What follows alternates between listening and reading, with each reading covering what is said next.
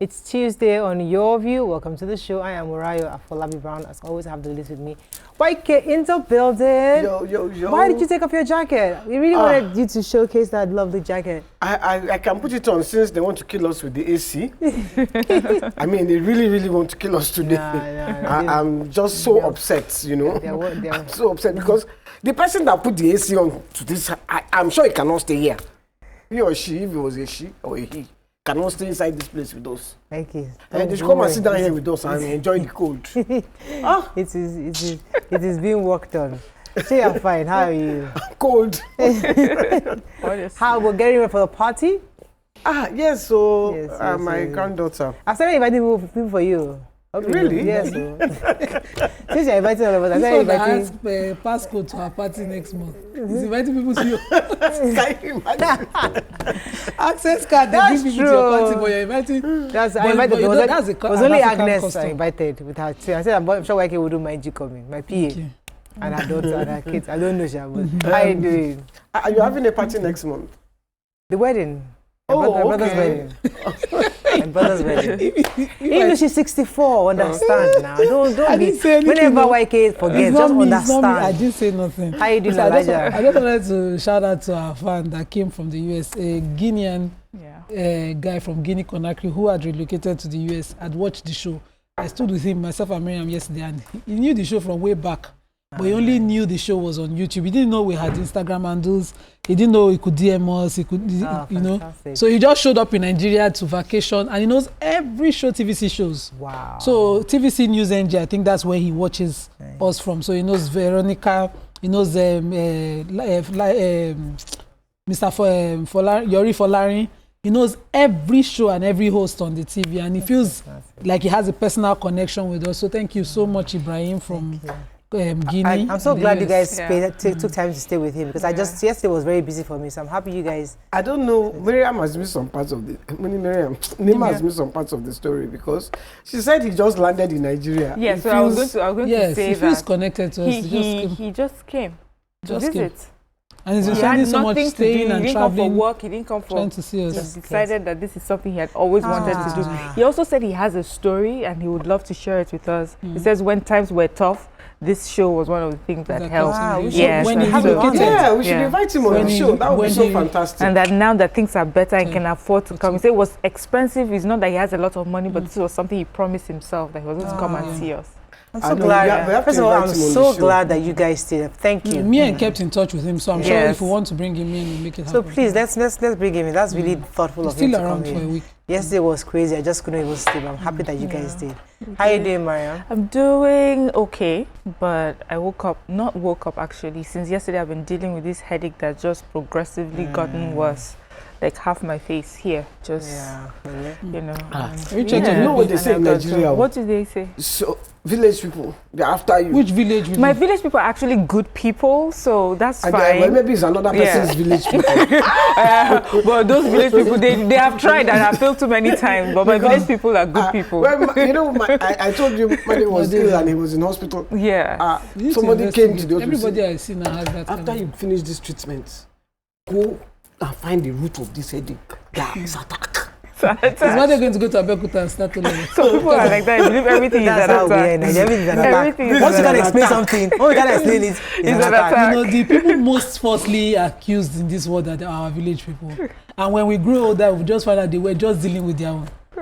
All of them. Misha, my village people are amazing people. These village people don't like you. These village people narrative. It's not really your city people don't like you. No, but this village people narrative has proven over time to be rubbish. That time that one uncle in the village does not want you to go anywhere. I mean, whenever people tell me they're all dead. Like most of the your own village people they're all dead. Like Mama is 100 years old. She'll have an attack at night, or maybe like she'll be shaking and she'll be cursing all the day. And like, mommy, Grandma, everybody who wants you there have died. You're the last man standing. There's nobody that wants to. Nobody's the enemy looking for you. You're the last person standing. So please calm down. Let's stop calling the village people. This innocent village people. Anyway, let's go in a break. The village people have moved to the city. Who go to their own village? Concerning Skabashin and Balin and demons I once had dead. I'm like, Mama, you're 100, man. You way past your time. Anyone left of the village. Nobody's looking for village people. Let's go in a break. Stay with us. We'll be right back.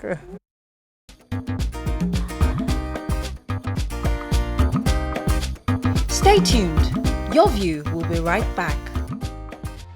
Okay, we're going to start with the nation. As usual, inflation drops to 28.48% in expected NBS January figures. Mayhem in Osun over control of councils. AU endorses Nigeria's AfCFTA Digital Trade Champion. Lagos gets 8th CP in 7 years. Investors scramble for Nigeria's assets. CEO's confidence in economy. DSS present at Lagos Assembly raises dust. Okay, which story are we taking? Let me start with the Osun State story that has caused wahala. Yesterday, there was battle in the Osun State for the control of all the local government secretariats between the two dominant parties, PDP and the APC. And this was as a result of a court order, a court of appeal judgment that was interpreted differently by both parties. And according to them, according to the APC, the declarative judgment had reinstated all the sacked local government chairmen who were sacked after their election by the sitting governor immediately took over office. And so they went yesterday and decided to take over office because now they have an appeal court judgment. And of course, they were resisted, clashes everywhere.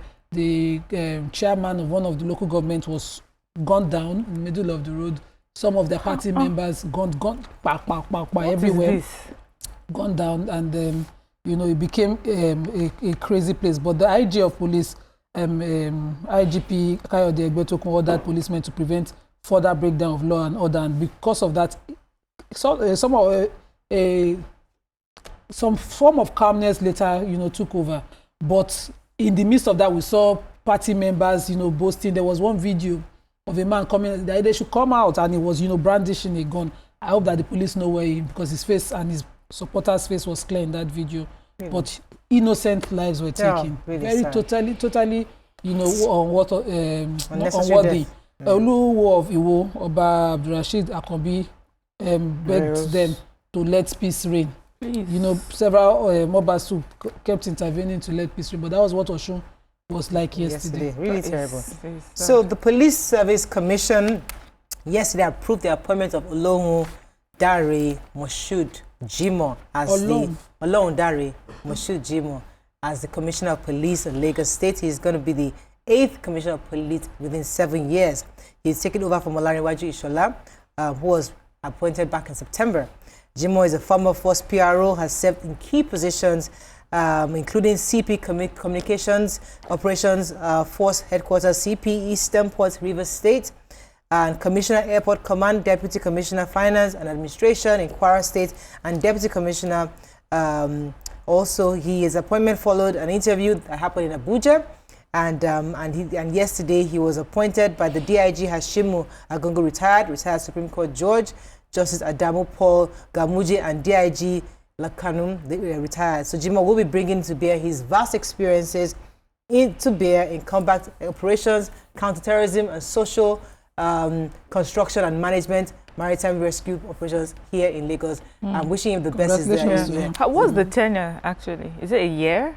Because when you started reading, I was going to say, do they change them every 3 months? It just seems like they're constantly changing. Lagos has experienced about 3 changes in a short time, right? The commissioner that was, he was acting, someone had been transferred to Akwa Ibom also, and he died.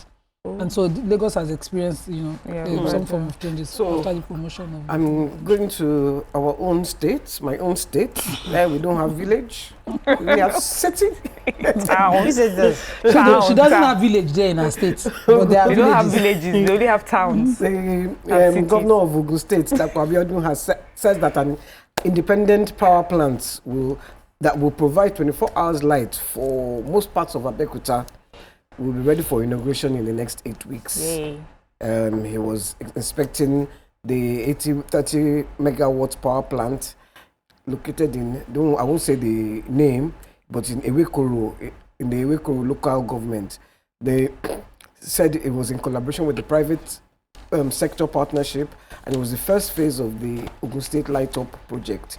Wow, I hope this is true, and I hope maybe you can move to Ogun State.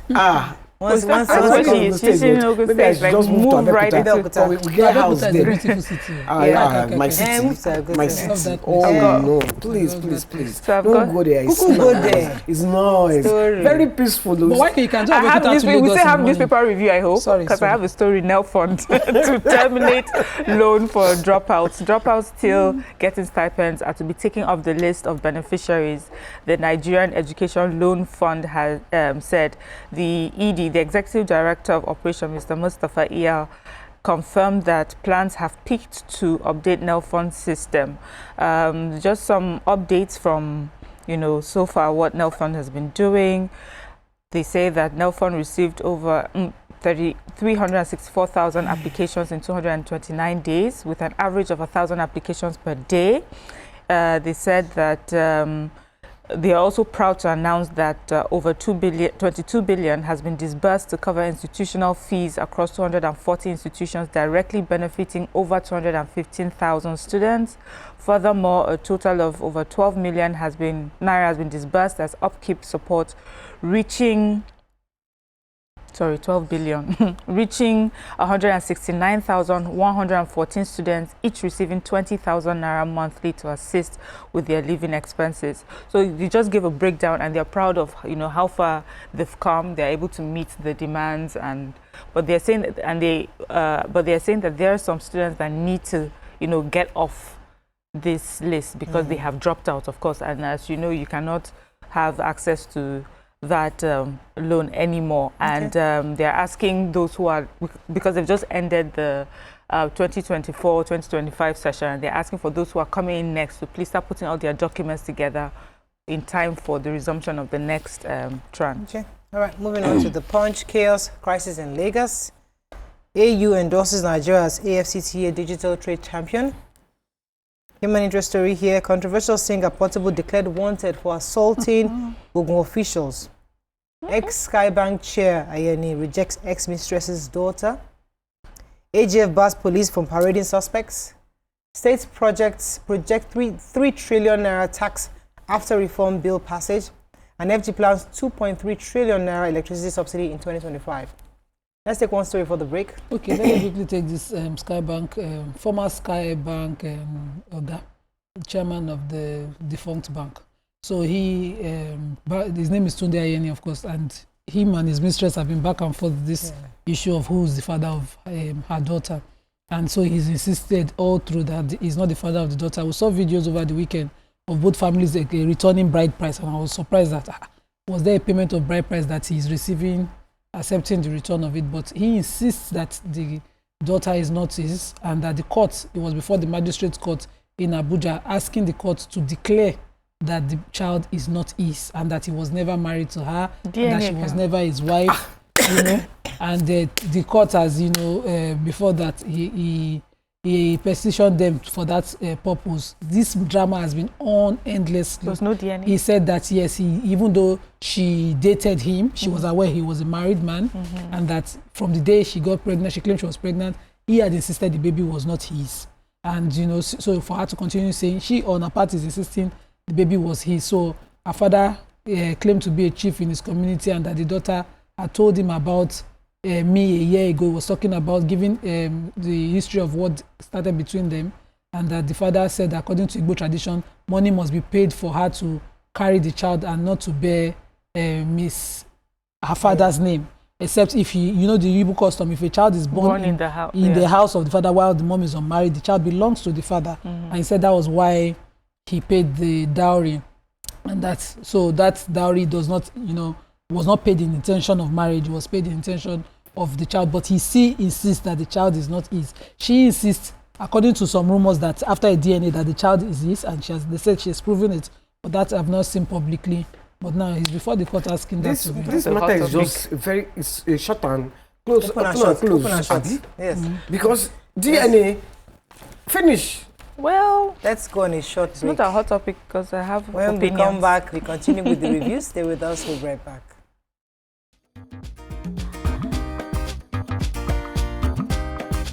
Stay tuned. Your View will be right back.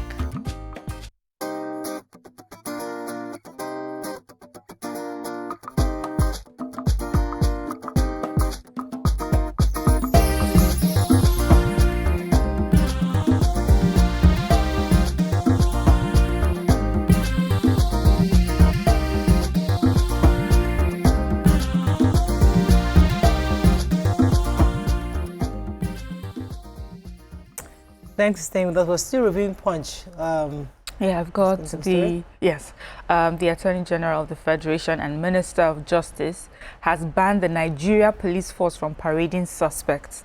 I like how this report also explains a parade is a public display of a person suspected to have committed a crime.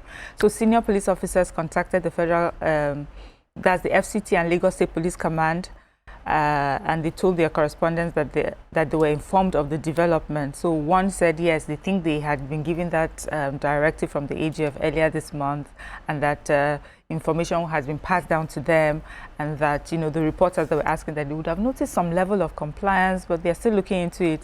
So the general, based on the report, the general attitude is mostly like, yeah, we have heard it and we'll look into it, But yes, it's important, that this is something that has been put forward. So we have, speaking on the matter, Femi Falana-Osun said the practice of parading suspects was illegal and it constitutes a gross violation of fundamental rights of criminal suspects to the presumption of innocence, which is guaranteed by our Constitution. And I would like to see how this works out, because as we know, one of the ways that our police officers investigate is by also parading, and I think in the parading of the suspects, they feel that that's another way of getting information from them. But we'll see how this works out. So yesterday, many Nigerians were celebrating because the African Union had endorsed Nigeria as the digital trade champion for the continent under the African Continental Free Trade Area Digital Trade Protocol. This followed an impressive record of the federal government in promoting digital enterprise and innovation. The special advisor to the president on information and strategy, Mr. Bayo Onunuga, was saying this, or revealed this in a statement titled AU endorses Nigeria's AFCTA digital trade champion.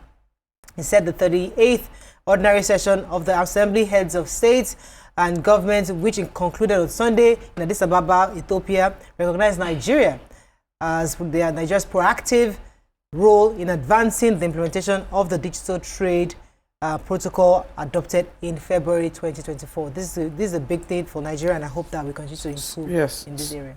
So I took the story of our controversial singer Habib Olalumi, also known as Portable. Yeah. Who his name is Habib. I didn't know that. Yeah, Olalumi. What happened to him? So apparently, some officials from the Ogun State Physical Planning, Town Planning, went to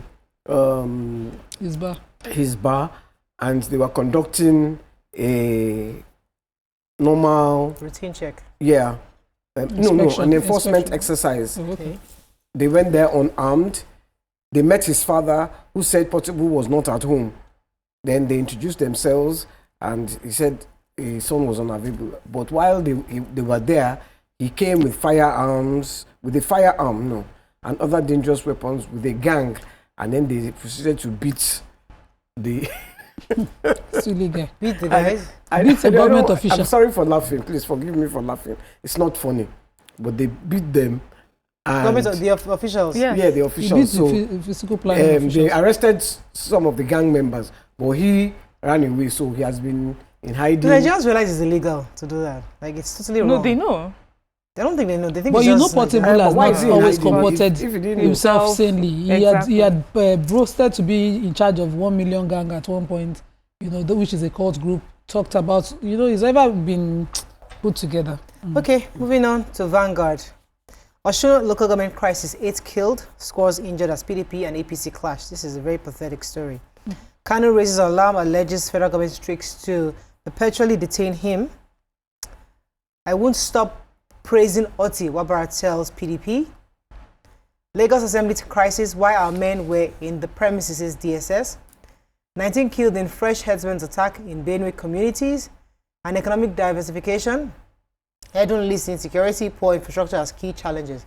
Okay, let me take the drama that happened yesterday at the Lagos Assembly. So, members of the Lagos State House of Assembly and DSS yesterday disagreed over the security agency's presence at the Assembly, while the security agency said its personnel were actually invited to the House to provide security. The lawmakers said the security officers sealed off the offices of the Speaker, the Deputy Speaker, and Clerk in an attempt to halt legislative activities. So according to the story, the House had actually written to DSS to send in security because they had thought that there might be some issues of threat to disrupt the legislative activities. So they had sent a letter to them, which we have some of the excerpts here quoted in the article. So DSS arrived, and instead of them to provide protection, possibly at the perimeter before you coming in, they actually went in because according to the report, shut down the chamber. They said there were threats of possibly there were bomb scare here and there. So they went in to lock down and shut down the offices of the Speaker, the Deputy Speaker, and other, and even where the plenary is held. And of course, legislators came in and they couldn't gain access. And they were just wondering, why are you sealing off our offices, disrupting our activities? So that's why the whole drama happened. The people started coming in, they were suspecting that maybe they were invited by... if they come in and say they were invited by somebody from they should have made it more official. Not that you lock the place or there is a bomb scare. Please, there is a bomb scare. You know that they don't used to inform. This is part of the world. Rather than engage people civilly and tell them, okay, we're doing this as routine to ensure, you make people assume things, and then there was fear, there was resistance at some point, everything just on your paper scatters. Why did they now let them gain access? And even after they gained access, they were trying to come in from, because I was listening to Beyond 100 Days today, and Bimbo was there. She said she was there. And their story doesn't sit well with her. She was there. Just looked somehow. All right. But there was a vote of confidence on Madam Speaker. Eventually, yes. Honorable Oladipo She was quite broken. I don't know why she was crying. I saw that. No, that kind of show of love. Who am I? Who I be before God? That kind of thing. It was an emotional time. That's the thoughts going in her head would be like, who am I to have the support? She doesn't have me for this kind of wahala. But you know, but I was happy that she got the support. No, I'm happy she got the support of the House. And they came out to tell her that, listen, we are behind you, which is what she needed. But I mean, I just needed her to be more strong because there'll be lots of there's a lot of things going to happen, and she needs more strength for that. So I have the qualifier story at the back page spot. So the former Super Eagles defender Isaac Semitoje is advising our coach Eric Chelle to ensure that for us to qualify, we have to beat Rwanda in our qualifying match, which will be playing in Kigali. But we should not be doing paddy in the selection. Selection should be totally based on merit. And I just leave the rest of the story because this is always the crux of the matter when it comes to how we qualify. It's always the paddy in the arrangement that happens. Those are the things that scatter everything for us. So if we know that 2026 World Cup matters to us, let's shove all those things and do things properly. Any other story, Vanguard? Did you take the Benue story? I did. Tribune. Okay, we should move on. All right. I took in Tribune. Oh. You don't have a story in Vanguard, YK? Let's move on. Chaos in Lagos Assembly, I talked about that already. Bloodshed in Osun, we mentioned that. Commissioned in 2023, but non-functional. That's the pathetic story of the 100-bed mother-child hospital in Ibadan. Power outage, UCH residents, doctors threaten indefinite strike. UBA Group champions peace in Africa with landmark $500,000 donation to the AU Peace Fund. Bandits killed 19 in Benue, renewed attacks. And courts restrain CBN, others from withholding Kano local government allocation. Okay, which story? Yes, they say no fewer than 19 persons have been killed, with 16 of the corpses dumped in the river in the 2 days of renewed armed herdsmen attack in Kwande local government area of Benue State. They say that a source that spoke on the condition of anonymity said that the attacks actually started Saturday evening when 16 persons from Mbandwe ward were waylaid on their way home by these armed herdsmen, and then they killed and dumped their remains in River Katsina Ala along Kashimi Bila Road. They said these marauders struck again yesterday afternoon at Bogwa in Kumakwa council ward in the same local government, and they killed 3 more persons, you know, and then they set several homes and food barns on fire. The initial 16 farmers, you know, as I said, they were returning home, you know, when this happened. It's been confirmed by the President General of MUT Worldwide Controller of Prison, and he disclosed that all 6 council wards in the area have been deserted. A lot of people have left the area because of these attacks. He says as he also was talking, you know, to the reporters, he was talking from Jato Aka, where a lot of the communities have run to. And then the reporter said they've tried to contact Special Advisor to the Governor of Internal Security. They also tried to reach Police Public Relations Officer, and they were both unsuccessful. So from those quarters, we haven't heard a confirmation or denial of this account, but this is based on eyewitness accounts and sources that refuse to be, you know, mentioned. But they said the governor was at an event, and he's talking, and he said that he's working hard, you know, with security personnel to make sure that they bring peace back to the state. Okay, that's all we can take on Front Page Review. Next, move to our hot topic of the day. Stay with us. We'll be right back.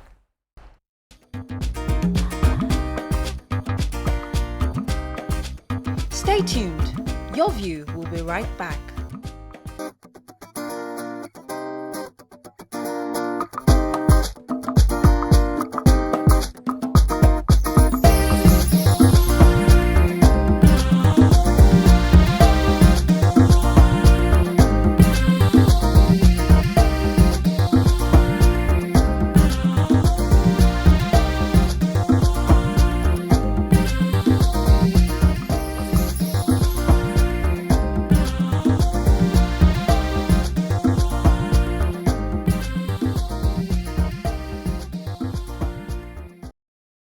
Thanks for staying with us. So a story caught our attention that a security outfit in Anambra was announcing that they will begin arresting women seen publicly without bras or undergarments.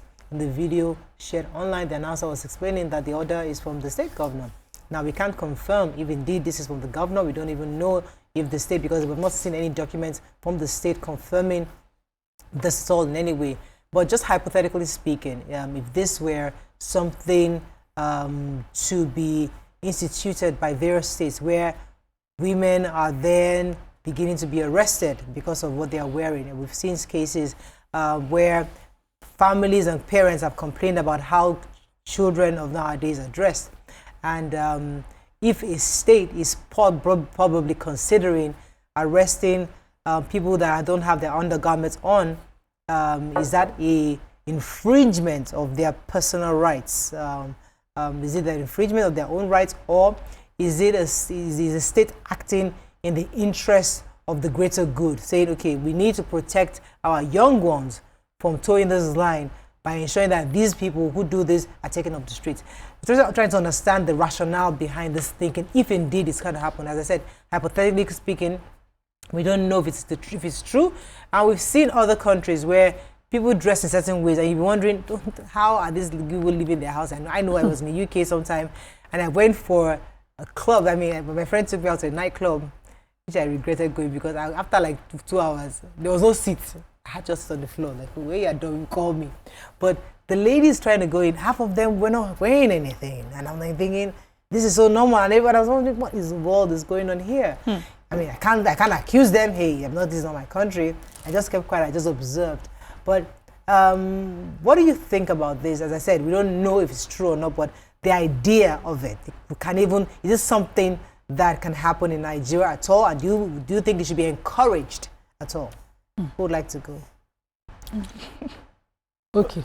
I think it shouldn't be encouraged for people to dress indecently. And what this outfit announced was, women.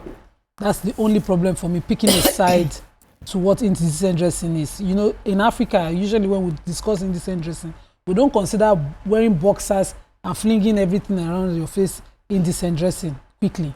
Whenever we talk it, we are always addressing it from a woman's perspective, whether she's wearing a miniskirt, whether she's, Yes, I do not support any form of indecent dressing.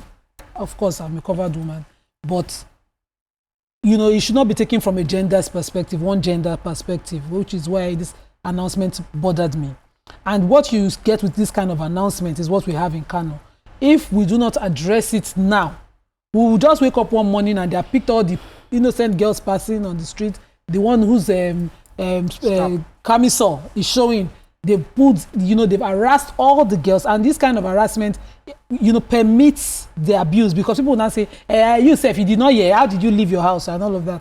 Then you see further abuses, even up to the sexual abuse of those women in detention. So it bothers me that, you know, in a public place in Anambra State, this can be announced and that nobody has taken a public stand about it. At least I expect to hear from the Office of the Commissioner for Women Affairs or the Office of the Governor directly say, no, we do not permit it this way, if at all they want to do something about indecent dressing, because we have our criminal code already explaining what indecent dressing is to us, and the Violence Against Persons Act also defining what indecent dressing is across gender, man and woman.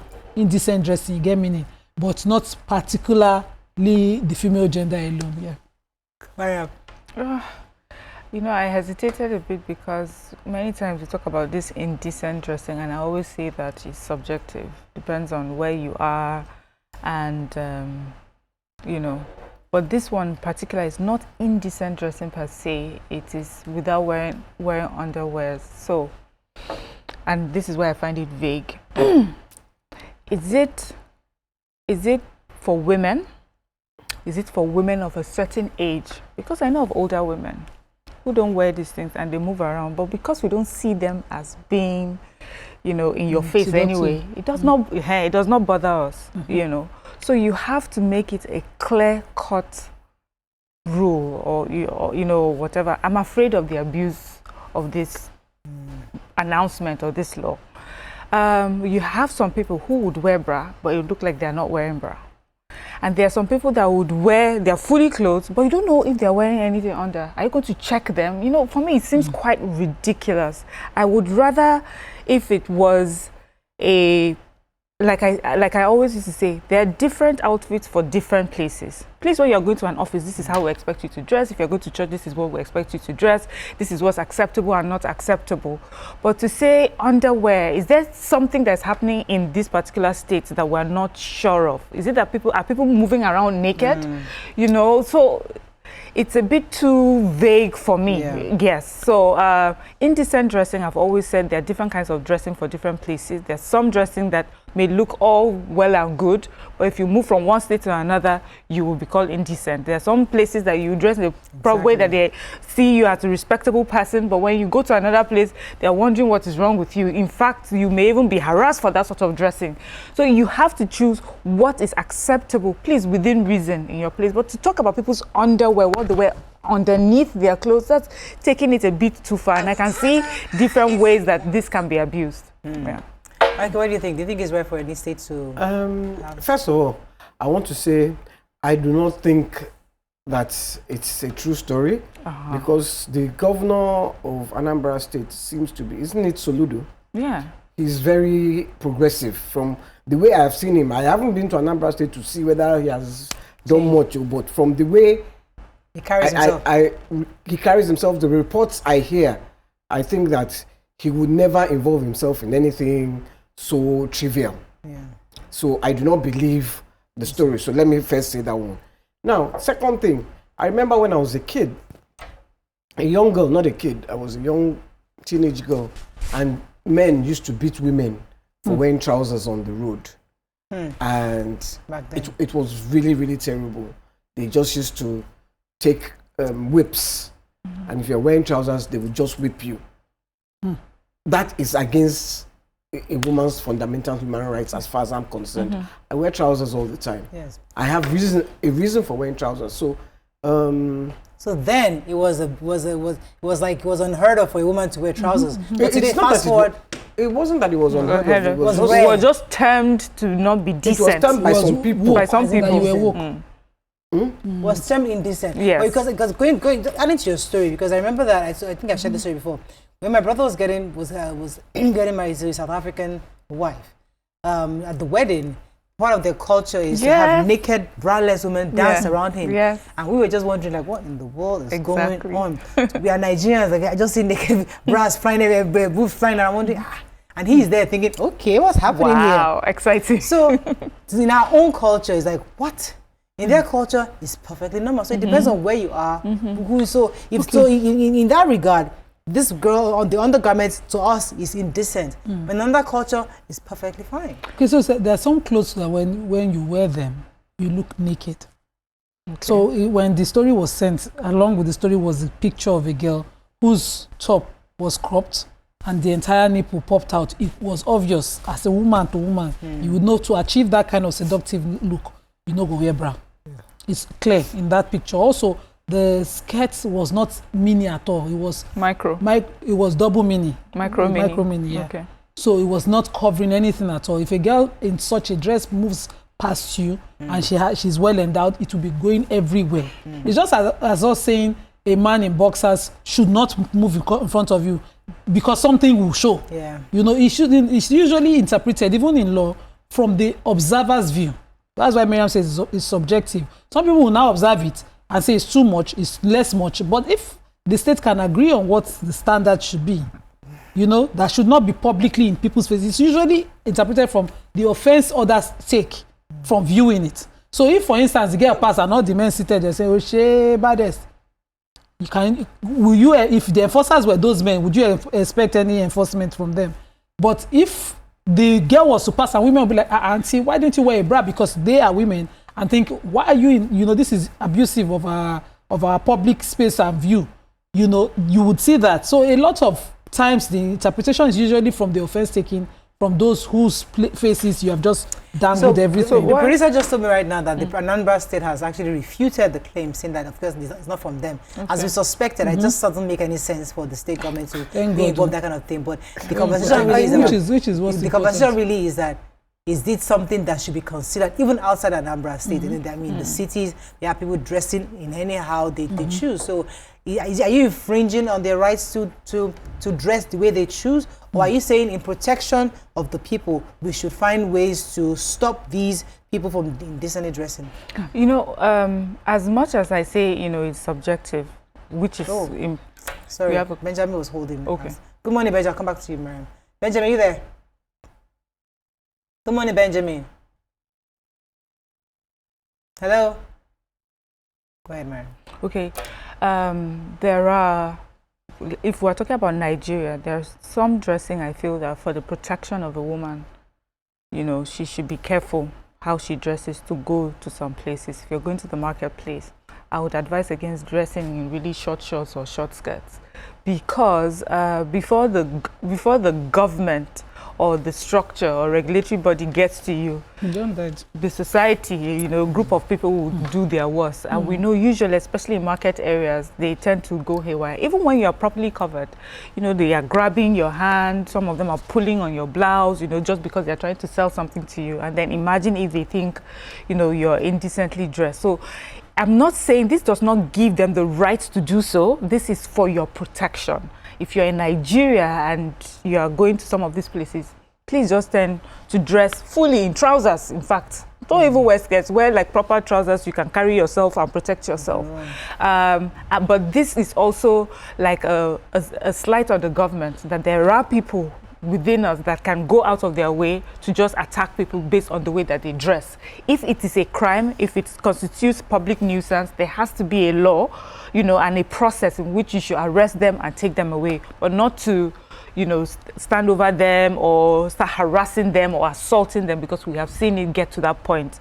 And the reason why, you know, I don't want to, is the assault that is my problem, where people behavior is justified. You say, did you not see the way she dressed? And there's someone standing there bleeding. And I like the way when you mentioned that this is not reciprocated when it comes to men. We have seen men just walking around without their shirts, really tiny boxers, and they're moving around and nobody says anything. But, you know, to some people it is indecent. It is not appropriate. And you see them just walking about. So there is a problem. We need a proper law for it. Let me just quickly say that there's a problem with our law not specifying what indecent dressing would be, even across the laws that we have. they don't specify. What we specify is indecent exposure, indecent acts. So probably, you know, making out in public in certain places are, you know, criminal, and it's a minor offense. It's less than 3 years in punishment. But it's important that. Mariah, let me forget. Sorry, I have to go and back down there in my ears. I have to go and break. Let's go and break it right back.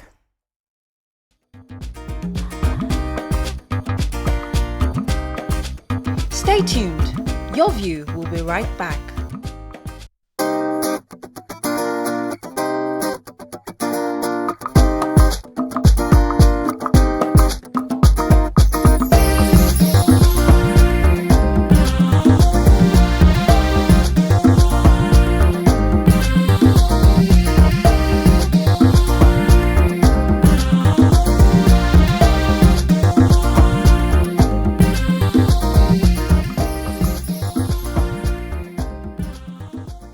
Thanks for staying with us. So, continuing with the show, there's been recent outbursts and behaviors by some of our known faces, celebrities, who say things they shouldn't say or act out irrationally.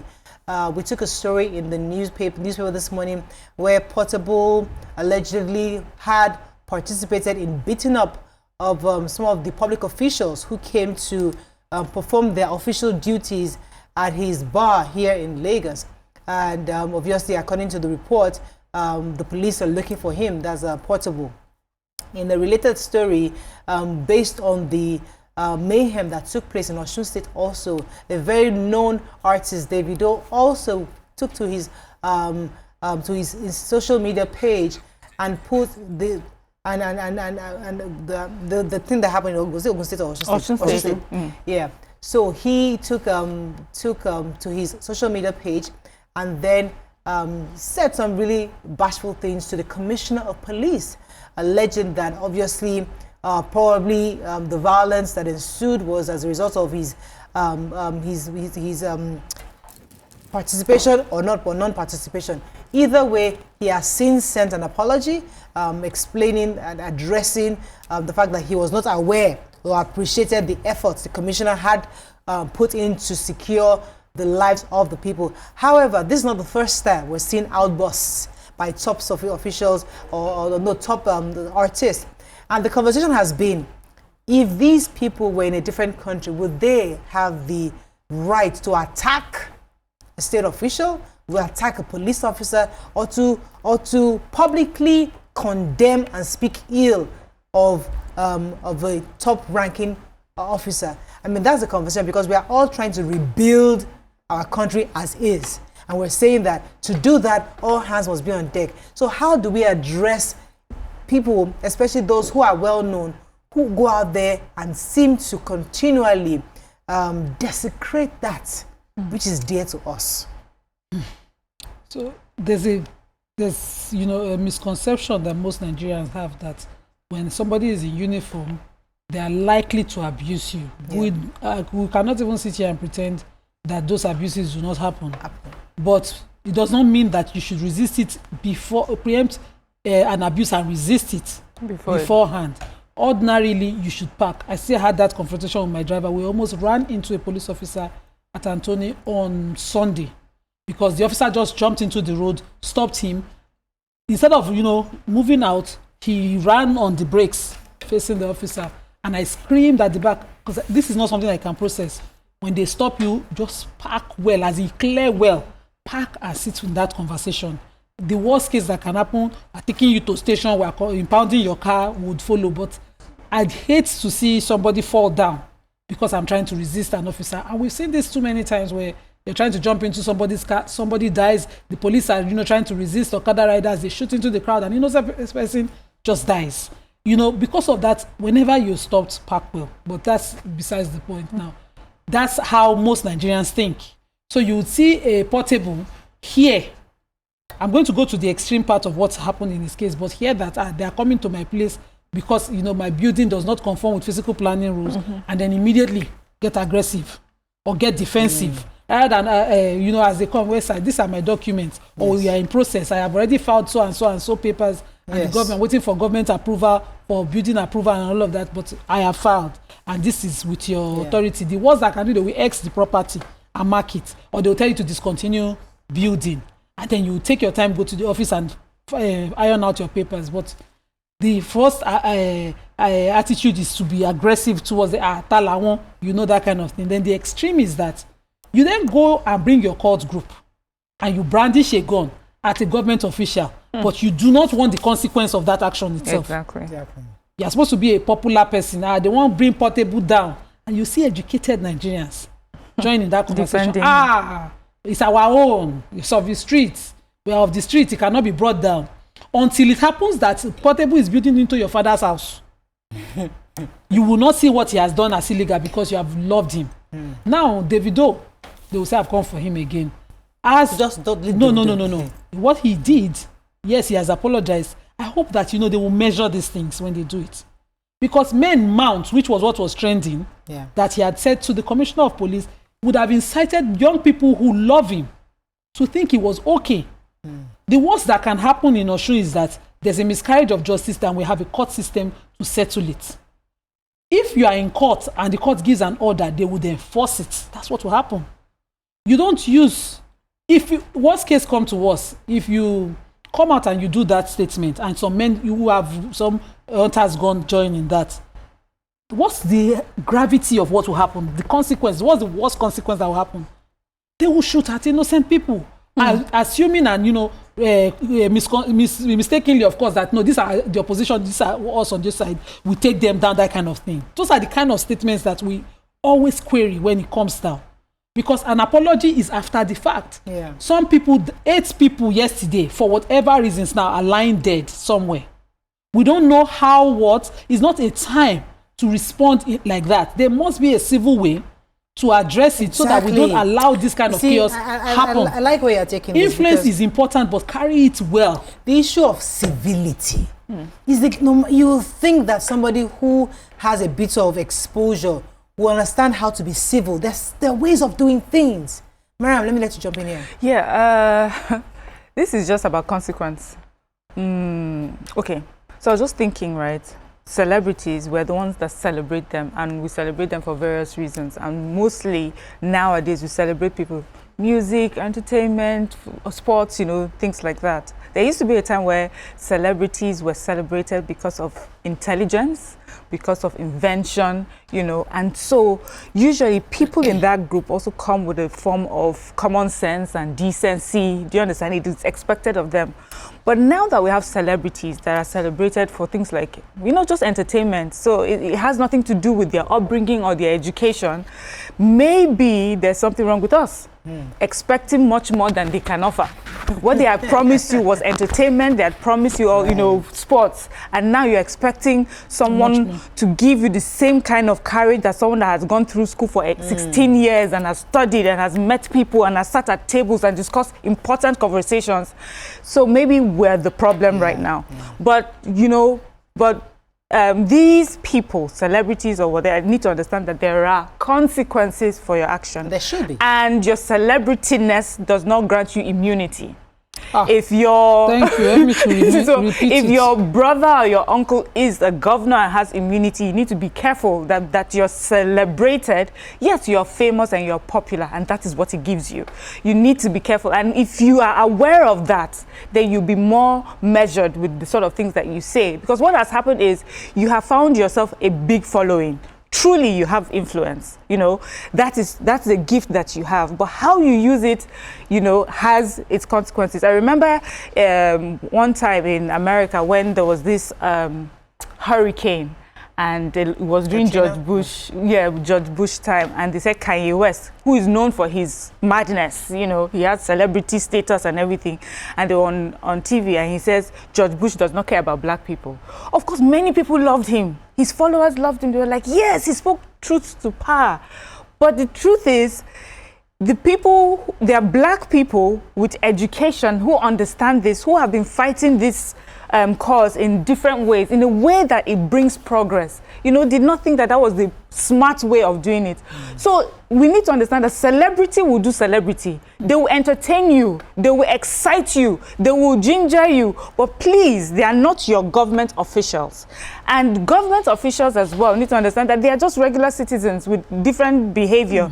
A portable beating up government official is just as normal as the stories that we read of random Nigerians who are very upset and they decide to carry and they decide to fight government officials. They don't understand, they don't have the education or the exposure to understand that this is unacceptable. They feel upset. Their emotions for them is more valid than the process of law. Their emotion is more valid than the effect or the impact their behavior can cause. So that person has celebrity status or is popular or he has fame does not change his mindset. So what do we expect of them? And then maybe when you get celebrity status, we now have to say they should go through a school, you know, where they are studying how to converse with people. I just feel, you know, in summary, is that not everyone is, you know, not everyone that comes to the table will come with this we should not expect that everyone that has a platform, that everyone that has a platform has the education, has the exposure, has understanding or the proper mindset. And that's why it's important to treat Nigerians as Nigerians. If you make a mistake, you understand the consequence of what it is that you're making. Let me go on a short break. When we come back, we continue the show. Stay with us. We'll be right back. Stay tuned. Your View will be right back.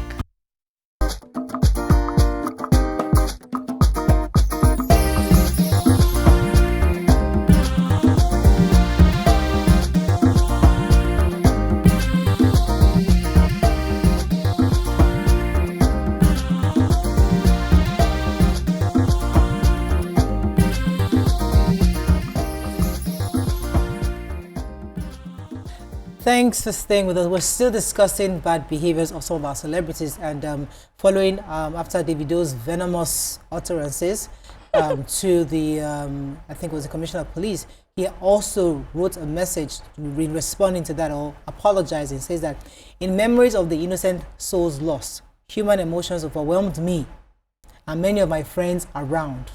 We did not know the Commissioner of Police had been having sleepless nights alongside other commanders. At this point, the contributions of the police commissioner were not fully appreciated by me.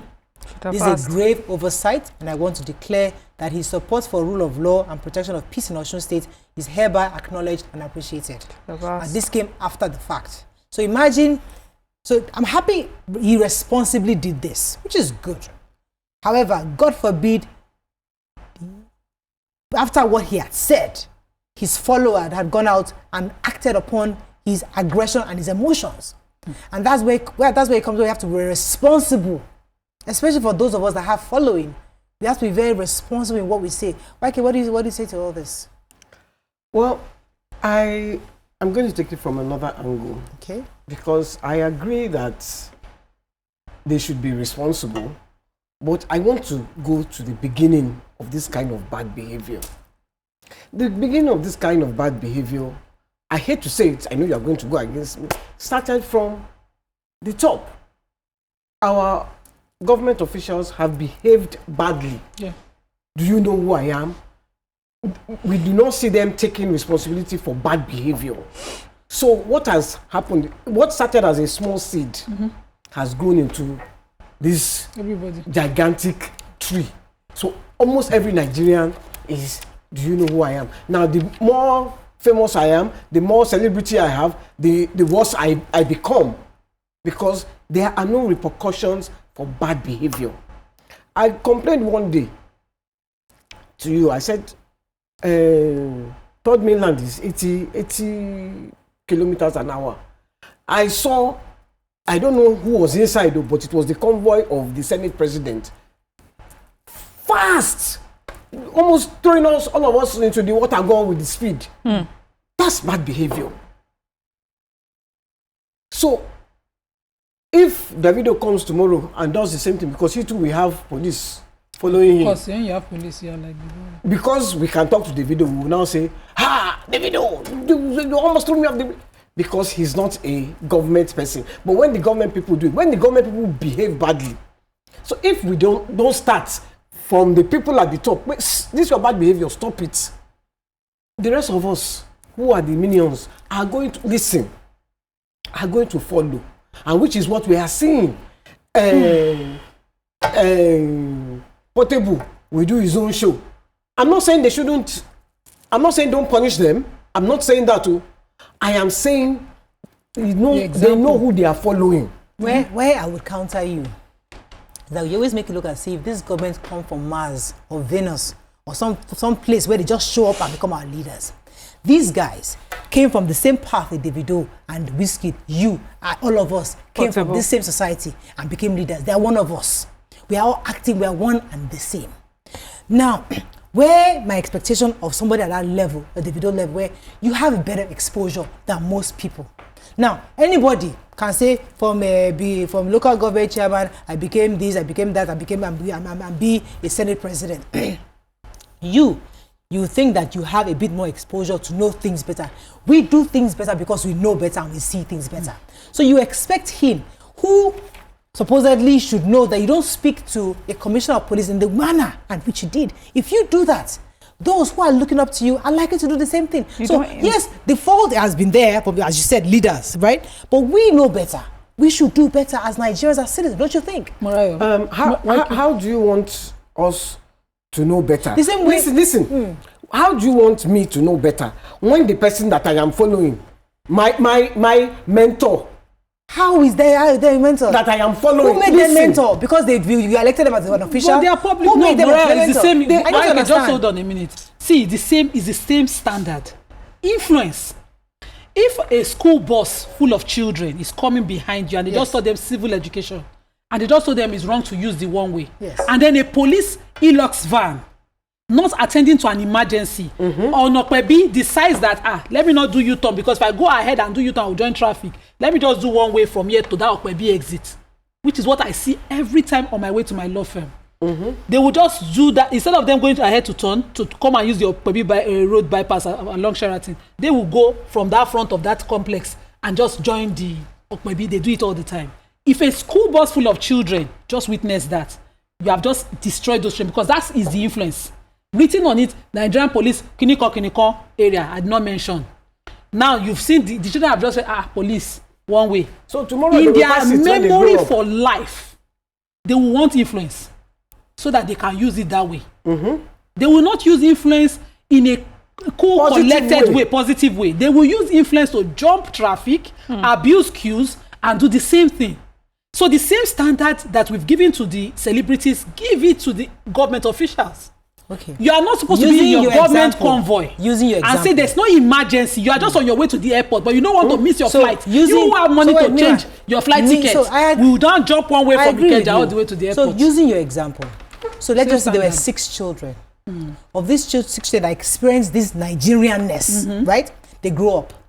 One of them maybe gets a bit more exposure and maybe lives in Vietnam or goes to Singapore. It's like, oh, they actually stop at traffic lights here. Oh, it's different from how I was taught. So he is now a Davido. He knows better. No, now he comes back as a celebrity. He knows better. That all of us that were 6 in that bus, that we learned that it was okay to cross. Me, I've been to Vietnam and I know that they actually stop on the light. It is very, very wrong. I know better. I would choose to do better. Now, the remaining 6 might still be doing as they've learned. And then be popular now. That's the majority. So I'm telling you that because you are different, because you know better, you should do better. So because should that person who now has the exposure, not because all of them are doing let me finish. Because me, I have exposure, but because since all of them are doing like that, let me join them. So who's going to fix the country? Let me tell you. Are you going to bring them from Mars? No. Who's going to fix the country? Is it somebody from a different planet? Can I ask you a question? Yes, please. So, what happens to a basket of rotten eggs and you put in a good egg? That's not a basket. These are 6 people that have grown up. That's a basket. That's a basket. When you put one good egg inside a rotten. Yes. So it will only in Vietnam. Okay, I'll come to No, in Vietnam so it will obey traffic. But in Nigeria, it will mean in Vietnam where he's obeying traffic and he's spending 2 hours. I wish I was home. I wish I was in Nigeria, because if not in Nigeria, he has the influence and power to jump it. Okay. That's what he will miss. So now, in going that means, so I agree with you. We've all entered the basket. Yeah. Let's us not be a banana republic. Yes. Don't want a nation. No, let us agree. Listen. Let us not agree. We're a banana republic. Nobody should do better. No, let's not do better. See, I hear you, YK, where that we have leaders who have shown bad behavior and maybe have led other people to behave that way. I hear you, but how long will we keep going round in circles? How long will we keep going from the top? Yes, I understand, but how long are we keep going round and round? If we call this person out, they say, oh, it's because of the mother. If we touch the mother, they say, oh, it's the child. So what I'm trying to say is, Miriam, I'm not saying don't call them out. I'm not saying what Davido did was right or what Portable did was right. I'm not saying that. What I am saying is, until we start to face our people who we put there to represent us, then the bad behavior will continue. That's what I'm saying. I'm not saying he should have done. I listened to it. I never heard it before. It was today. Yeah, I heard it. I was shocked. I'm not saying it was good. I'm not saying Portable beating officials was good, because me, I will not beat officials. Instead, I will beg you officials. I beg. Please come. Yeah. So where did you learn it from? Where did you learn it from? Me, I had good example. Where did you learn to beg? In Nigeria. My father. Exactly. My father did not used to beat people anyhow. So what I'm trying to say is that in my mother, these two truths can exist. There are Nigerians who behave badly, and maybe there are examples for them to see, and there are Nigerians who behave good and better, and they have the examples for them to make. So we make a choice. Now we have a system. We have a government. The reason why we have the police, we have the judiciary, we have lawyers, we have all these people is to make sure that we all behave properly. I agree with you that the problem we have here is the lack of consequence for people's behavior. And whether you're a regular Nigerian or a government official, that has been a problem. So when a government official steals money and uses it to do all sorts of things, and then he's pardoned, that encourages people that it's acceptable. That's the best teacher. Right? So if we were to have a system where these people, for whatever bad behavior it is that they commit, they face the consequences, we will see better. But that also does not. When they are pardoned, it does not justify their bad behavior. The president will come and because if you. we are going to talk about those who face consequences, Nigerians face consequences for their bad behavior. Yes. We see many Nigerians. So what gives a Davido or a Portable the right to say I'm doing differently? After all, you know that there are consequences for your actions. You are just refusing to accept. What got us here was that the standard. Because when YK started that point, she made example, and the best example of bad behavior is those in office, those who owe authority. So what Davido has is influence; he doesn't have authority. This conversation for me, he cannot face the commissioner of police and command anything, but he has influence of some uneducated people who will say, no, it's Davido, he can do no wrong. That's it. But an authority is that you are appointed, elected in office, and you are abusing of the laws you were supposed to uphold. So it has to be the same standard. I put Davido in the same boat as government officials that have power. Exactly. No. Yes, because he has police protection. Yes. But he doesn't have authority. Well, authority can be withdrawn from him. No. I'm putting him in the same category because we're saying that those group of people do not face their consequences because of the power that they have or immunity that they have. And he, with his influence and the family that he comes from, he may not have to face any consequences. So I put him in that category. If another person that is not a Davido were to come out and incite the polity the way that he did, for instance, the way that he did, he would his apology will make no sense. We'll be discussing it in court. We'll be watching as they're discussing it in court. Yes, we know that there are. Behavior. See, I don't want to put human rights activists and political activists in this particular situation because we know that this is different. This was fight going on in Osun State. Police commissioner and police were trying to handle it, and then you go online and you incite the politics. There was a kid that did that so today. I don't think first lady now. We should put that in the same. The boy was arrested. I remember that boy. I can't remember his name. Like that he said some things about her. So the point is that my own position is we must speak to ourselves too to take responsibility. Yes, we have found ourselves in a situation whereby yes, our leaders are bad. These same leaders we keep talking about are leaders that are from us. Because these people were not here when you were young. They were all. These are people that we all elected into the government. Some of them are still here, and they're still there. Some of them are still here. The point I'm trying to running around the place. We must do better for our country. All of us have a role to play. My point is, YK, we must decide. We all have a role. You see, that's one thing that the difference between us and maybe the Americans. You must decide as a Nigerian citizen. Do I want this nation to work or not? Simple. Like, you must ask ourselves that question, because we always easily point the finger at it is them. And that's where I get I get really aggravated, because we as a people refuse to take responsibility for our own actions. We have to. So this conversation and includes celebrities, us citizens, regular folks. Something that worries me a lot. So before you turn at the trade fair end to the other side of the road, I think the next U-turn is at Iyanoba, and some buses will think it's okay to start doing a one-way on the road. They will drive past a police van who would refuse to enforce order. We have school children who are learning the law that way every day. Nigerians. They are Nigerian children, and they are the future that we'll be discussing in another 20 years. They are Nigerians. Something now. Please, I'm using this platform now to address this. If a school bus, without a road obstruction and a lawful diversion of traffic, does a one-way, carry the bus with the children to the police station, it's important. If those children are delayed, they would know that there's a consequence for that action. But I see it more that is permitted, and the children are made to understand it is allowed. Now, as a police van, without your siren declaring that there's an emergency you're attending to, do not do a one-way.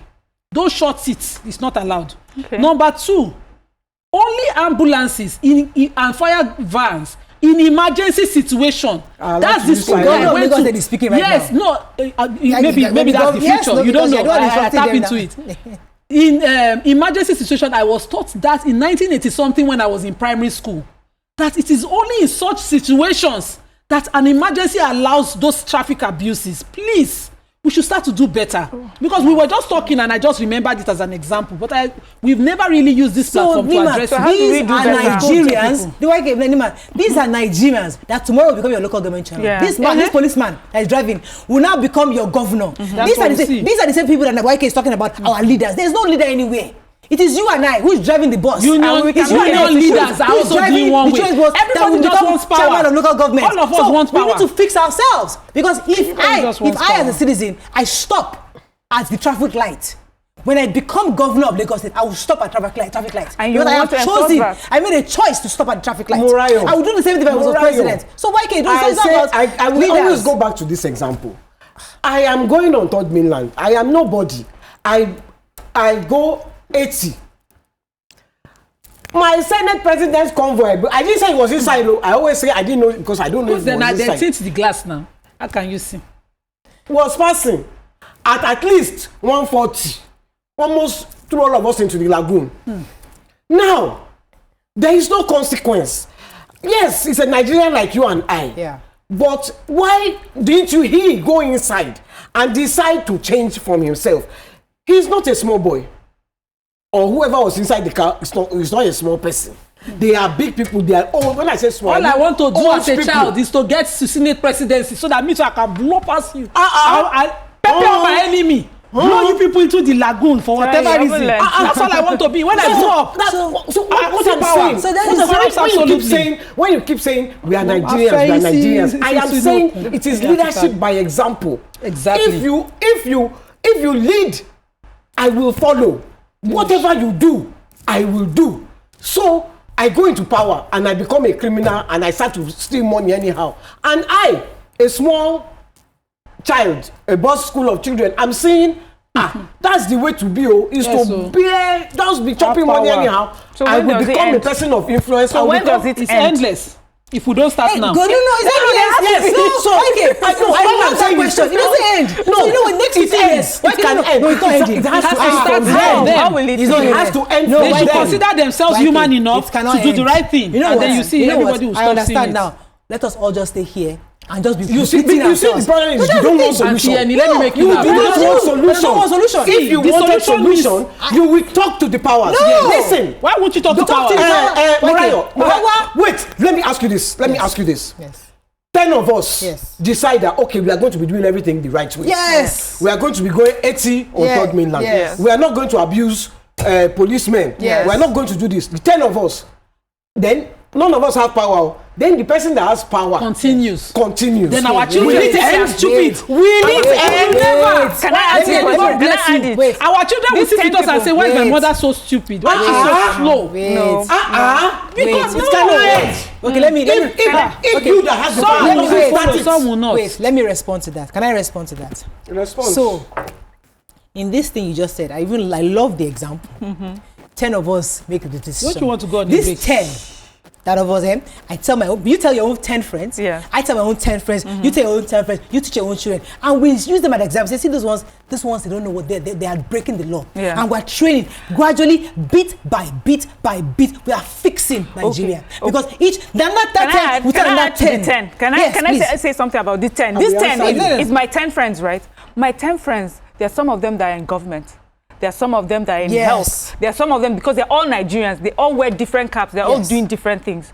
Are we saying that there are no Nigerian government officials that have proven that they are different from the norm? Yes. We have seen them. Yes. And we see how usually their cry, those people, their cry is that they cannot find Nigerians just like them to give them the backing. Yes. We call government out all the time, but there are times we need to call out Nigerians. There was a political party that was coming up for a bid, but it went away, and he says that there were a group of young people that when they came out, what they realized that young Nigerians really wanted was money. Here they were with these ideals to show, and then they were able to show their work and things that they have done, work that they have done for their country and for their community. But when they came out to form a political group, all Nigerians, young Nigerians like them wanted was money. Imagine they had a followership of 10 Nigerians that wanted just like what is that they wanted. We have to wrap up. Because I can't accept. Unfortunately, we have to wrap up. I totally forgot that we have a guest because you guys are going on and on. I asked you when I don't want to go break. On a short break. When we come back, we'll bring in our Tuesday guest for health. That's we have to wrap up on this. Stay with us. We'll be right back. Stay tuned. Your View will be right back.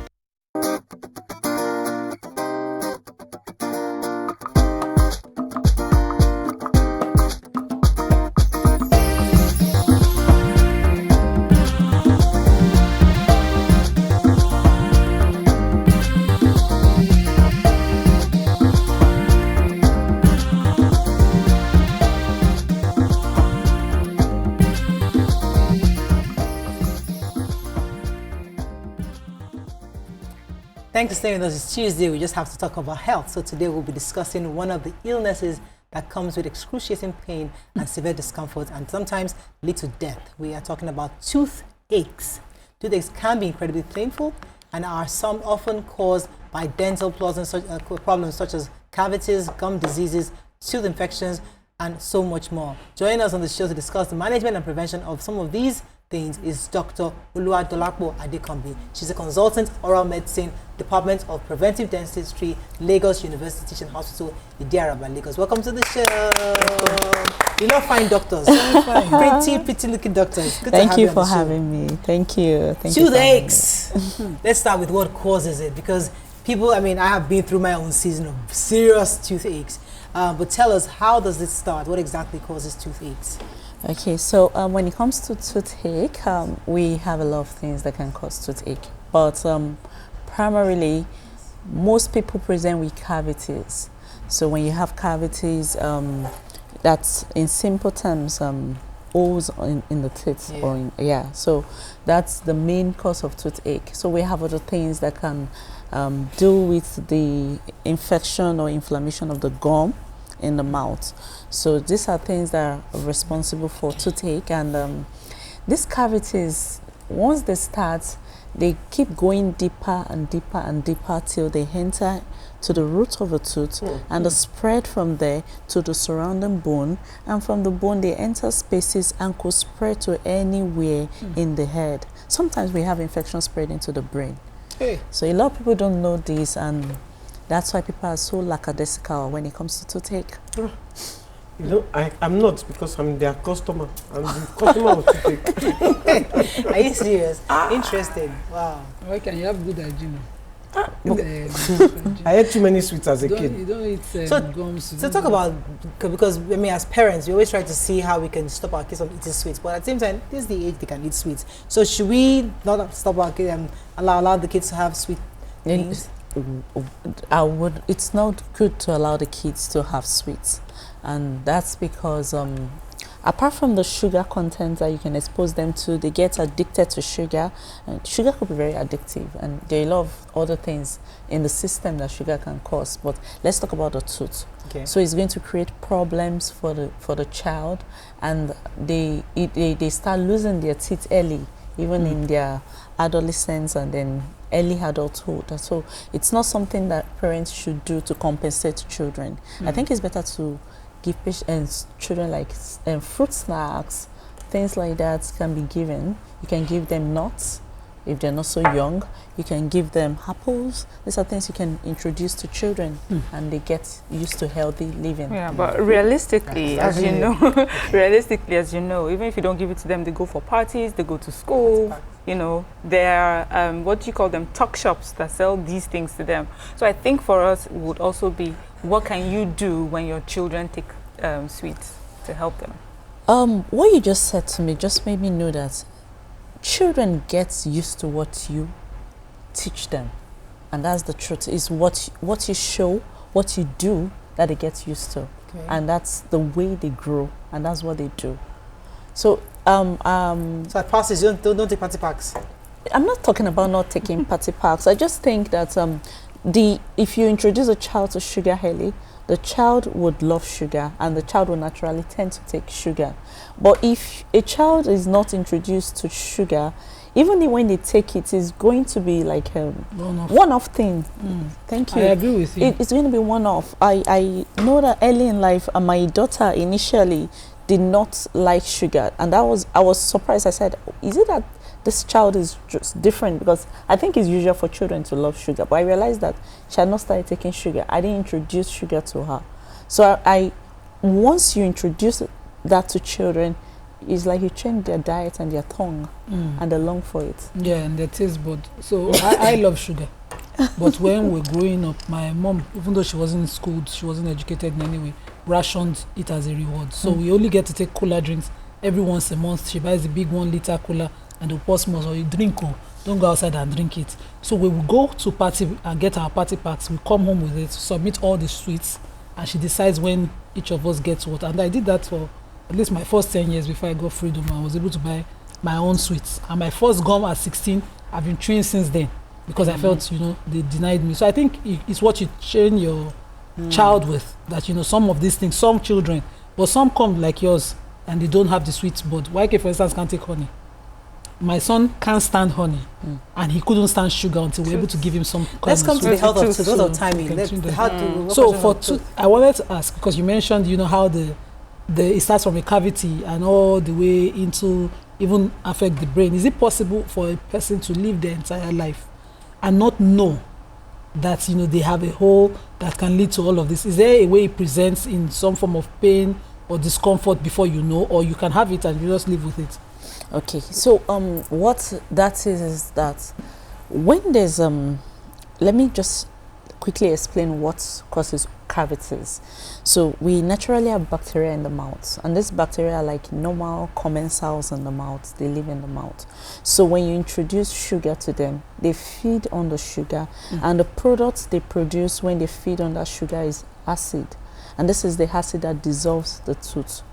So when this happens, you have the teeth, or the tooth in particular, dissolving. So what happens is that saliva in the mouth will try to protect that tooth. So it produces some other substances to buffer the acid that is being produced. And so when that happens, after some time, with the frequency of sugar intake, the body can compensate for the process again. So the tooth starts breaking down. So you have holes developing. And now, depending on the level of holes, the size of the hole that develops in the mouth. So initially, because you have what happens is the infection is in the tooth.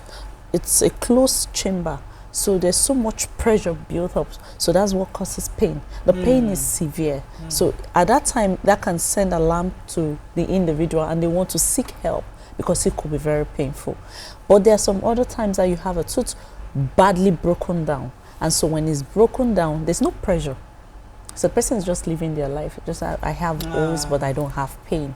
So such people might not immediately seek care, and then which is even far more dangerous. It's worse because they don't seek care. Then sometimes you see badly broken down teeth. Some even have pus coming into the mouth. They're not seeking care because they don't feel pain. So sometimes the pain can actually be. So I was going to ask, because when my daughter took her kids to the dentist said there is one particular sweet that a child should never eat, and that's lollipops, because they put the lollipops in their mouth and they leave it in their mouth. What would you say to that? Okay, so I think I tried to mention something around that when I was talking, like frequency. The more you're exposed, I told you that the saliva can protect, like buffer the acid. But the longer you keep exposing that to sugar, so if you keep sweet in your mouth for longer periods, that is more dangerous. If you take sticky food like chocolates and then you leave them on the surface of your teeth for so long and you don't clean that out, that is dangerous. So that comes back to the initial question I asked about children. We know that children take sweets. You know, there is a movement for giving them less sweets. We get that. But now they do. What can you do knowing that your child takes sweets, whether regularly at home or outside, to prevent tooth decay and these cavities and just make sure that they have healthy teeth? Okay, thank you. I think I understand your question better. You know, initially I was preaching avoid sugar, but really there's some kids actually that have been exposed to sugar. So, but there could be practices like reducing the level or the time of exposure, and once they're exposed, you teach them to rinse their mouth. Like, immediately after taking sugar, make sure you rinse your mouth out. And that is also because it helps the pH, which is the acid, to quickly pick up again, to go back. Yes. Just rinse out. After chocolate, just rinse out. Just rinse out your mouth and make sure that's what I did with my daughter. So she didn't really have cavities because every time she ate sweets, go and clean your teeth. Or I would clean, when she was younger, I would clean her teeth for her. So she knows. Now she's an adult. Anytime she eats sweets, she'll go and clean her teeth. I have this question for you. We were raised to brush your teeth, twice daily, rinse your mouth, and spit it out. Today they're telling us leave some fluoride in your mouth. You don't rinse it out. I'm thinking these guys just wake up from different sides of the bed and tell us different things. 1 second. So what exactly is it? Should we wash that out? Rinse out our mouth? Okay. So I think someone asked me this question some days back, and the whole idea is that we just want to keep fluoride longer in the mouth. We want to keep fluoride longer. So the more you expose yourself to fluoridated toothpaste, the better. So sometimes they advocate you can leave it in the mouth, do not rinse out. And sometimes people are not comfortable with that. Of course. So they rinse out. But absolutely, make sure you clean your mouth more than once a day. After your breakfast, after your dinner. So it's just how often you expose yourself to fluoride. Okay, let me tell you, there's something also that's coming up. I'm seeing a lot of it now, where people are being anti-fluoride, and they're saying fluoride can also cause the fluorosis, and some actually affect your teeth, and instead you should go the natural route when it comes to cleaning your teeth. You know, so which is it? Which one is the natural route? Which is spices like cloves, about toothpaste. Even coconut oil is good too. I use coconut oil. Let the doctor tell us the truth. So please, fluoride is very important. Fluoride is very important for caries prevention, which is the cavities we are talking about. Then but when it comes to fluorosis, that has to do with the quantity, because the government tries to help, especially in areas they put fluoride in water, and this is regulated. So what happens with fluorosis is there are times probably a child is exposed to excess fluoride at a particular time, because we have different age groups and different levels of fluoride that they should be exposed to. A child at below 6 months, between 6 and 12 months, there's a level of fluoride that you expose children to. So fluorosis comes when you have excess fluoride in water, like community water that they're taking, and then that would affect their teeth. So you see some discoloration on the surfaces of those teeth. So, but they're regulated. So, but when it comes to fluoride in toothpaste, that's very important because it protects your teeth. So there's this new toothpaste that I've been seeing, charcoal toothpaste. Yes, the idea of charcoal is they want to whiten the teeth. Yes, they want to bleach the teeth to look whiter. So people advocate use of charcoals and all that. Does it work? Well, yes, I've seen it work. It's an abrasive, so it works for external. If you have external or extrinsic stains. Stains are different. You could have stains in your teeth. They're called intrinsic stains. And you could have stains on the surfaces of your teeth. So if you have abrasives like charcoal, it can actually remove such stains. But that's surface stains. Sometimes we have naturally discolored teeth so inside. This toothpaste that I'm buying that has charcoal inside is not good. I should go back to the external stains. If you have like coffee stains, I don't have anything like that. Is mouthwash really dangerous? Because we've seen advocacy about mouthwash and how it affects and even brings about health conditions like high blood pressure and all of that in people. So for the mouthwashes or mouth rinses, we have different types. Some have alcohol, some do not have alcohols. Number one, alcohol-based ones are not safe because they dry out the mouth and you need saliva. I just talked about saliva. There are a lot of things saliva does. If I go there now, saliva is very important in the mouth. So there are a lot of things saliva does to protect the mouth. So you don't want to dry out the saliva. That's one part. Then the other part is that most of these mouth rinses too are antibacterial. So when we prescribe mouth rinses, when we do some certain treatments, we could use as adjunct mouth rinses. So when we give this patient mouth rinses, we usually give them for some period of time, rather. Not over time, not every day. We don't give beyond 2 weeks. Thank you very much. Why bacteria? Like I said some are normal commensals. That's because some organisms are in the mouth. Like in the mouth now, you have candida, but candida will not show itself because there are bacteria that keep the candida in check. So everything is in check. So the